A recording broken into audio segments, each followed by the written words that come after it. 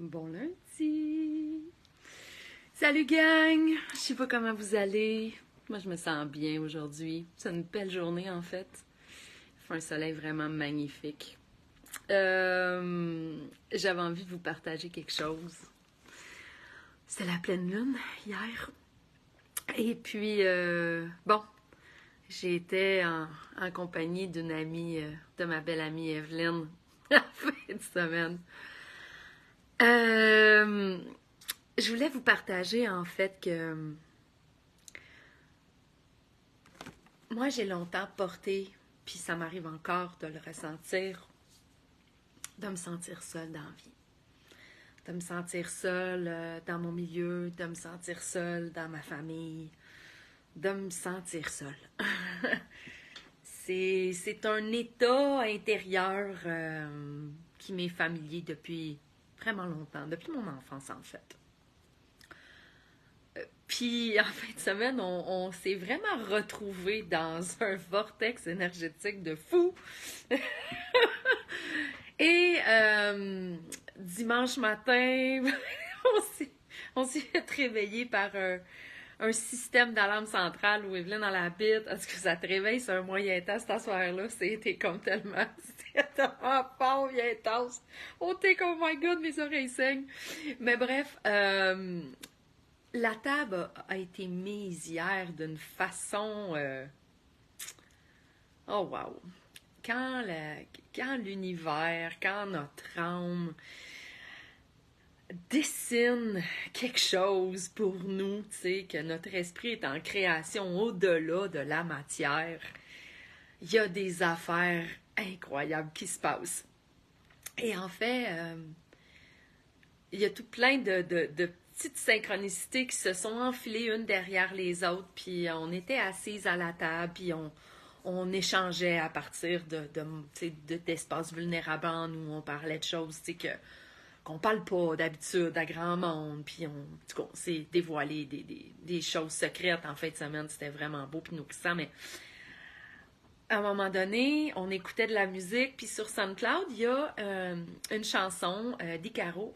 L'Icaro, c'est les peuples autochtones du Sud qui utilisent ces chants sacrés pour se connecter avec la médecine des plantes, comme l'ayahuasca ou d'autres choses. Bref, on était totalement sous l'influence d'absolument rien à part un café décaféiné. Puis là, la chanson à part et moi, My God! Je deviens, j'entre dans une espèce d'état de transe où ma vision se m'a changé et là, je commence à capter tout ce qui se passe autour de nous et là, je sens des présences, je sens un cercle d'êtres de lumière qui nous entourent puis qui sont là comme pour je sais pas quoi, mais c'est fort, j'ai des frissons, les cheveux me lèvent, j'ai les poils hérissés partout. Et Flynn est comme, my God! Et là, j'ai commencé à capter des informations et tout ça, mais là où je vais en venir, c'est que ces expériences-là, elles n'arrivent pas à toutes les semaines, en fait. Quand ça arrive, je me sens vraiment, vraiment choyée.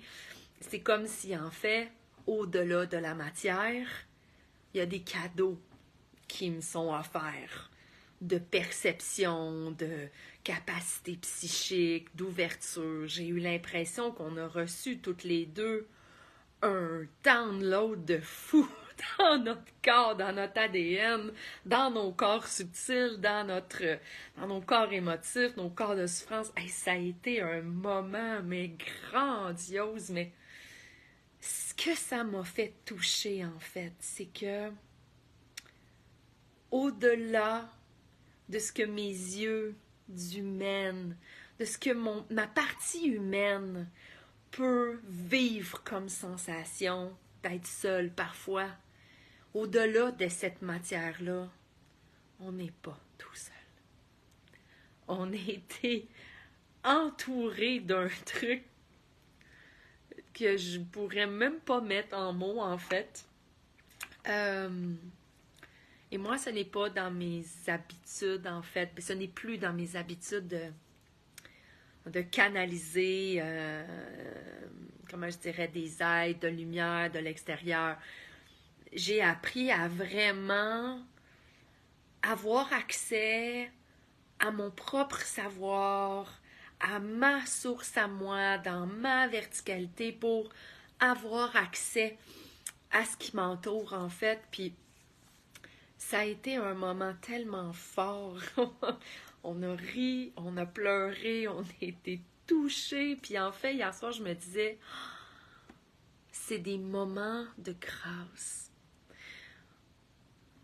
Puis pourquoi je vous parle de ça aujourd'hui, c'est que notre humain a souvent tendance à oublier ces expériences-là.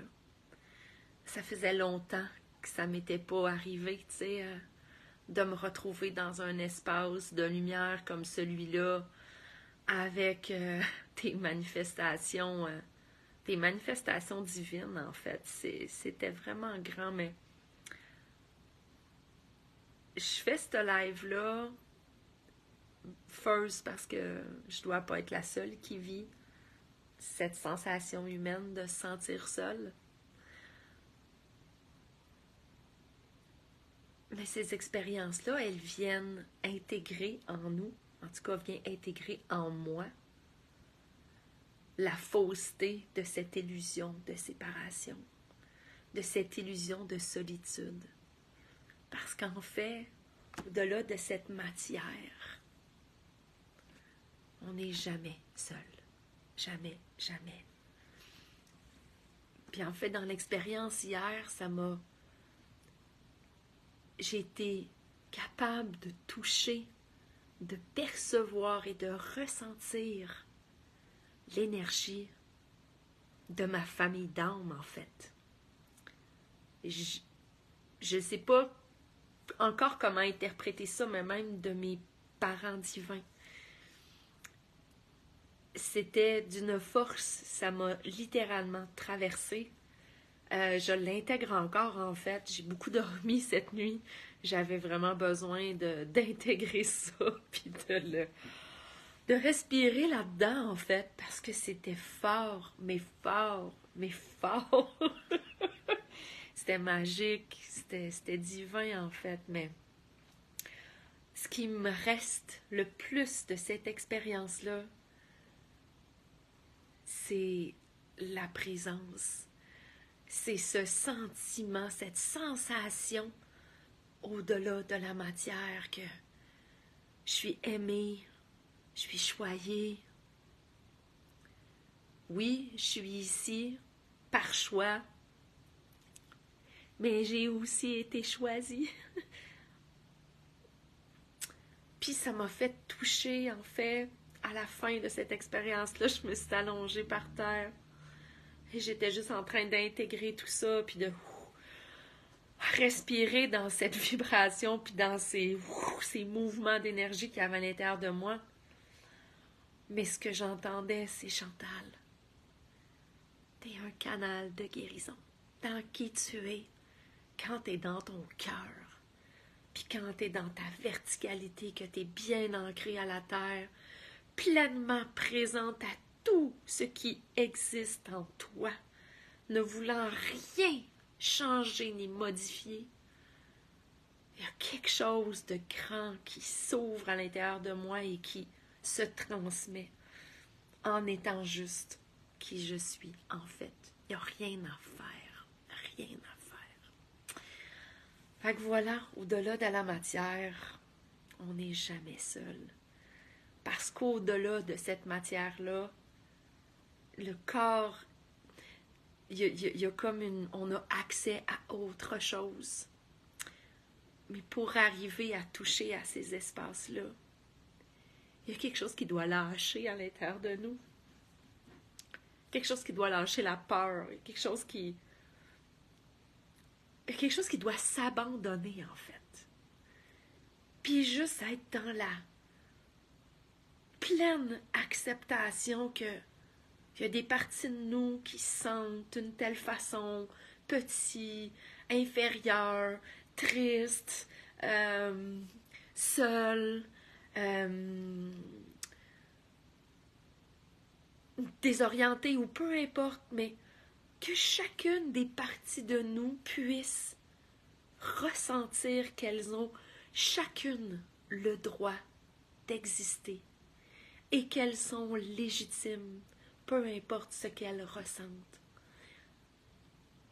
Et tu sais, j'ai fait un live la semaine passée concernant les illusions, mais ça aussi, c'est une illusion de penser qu'on est tout seul. Puis c'est aussi une illusion de penser que pour avoir accès à ces choses-là, qu'on ne doit plus rien ressentir de plus sombre ou de plus lourd. Parce qu'en fait, ce qui nous a amené, en tout cas, ce qui, moi, m'a amené dans cette ouverture-là, c'est une très grande vulnérabilité. Je partageais à Evelyne des choses qui me faisaient, qui me déclenchaient, qui m'activaient, qui faisaient soulever beaucoup d'émotions lourdes, des vieux souvenirs, des vieilles blessures. Fait qu'on n'était pas dans un espace où on touchait juste à la joie, là. On était dans un espace où la vulnérabilité est devenue d'une grande beauté, puis ça l'a ouvert quelque chose de fantastique, en fait. Fait que voilà, c'était mon partage aujourd'hui. Au-delà de la matière, nous ne sommes jamais seuls. Et pour aller au-delà de la matière, il faut comprendre et être conscient du potentiel que l'on porte en nous au-delà de la matière. Bonne journée, gang. Profitez du soleil, il fait drôlement beau. Je vous laisse, j'ai une cliente qui s'en vient. À bientôt!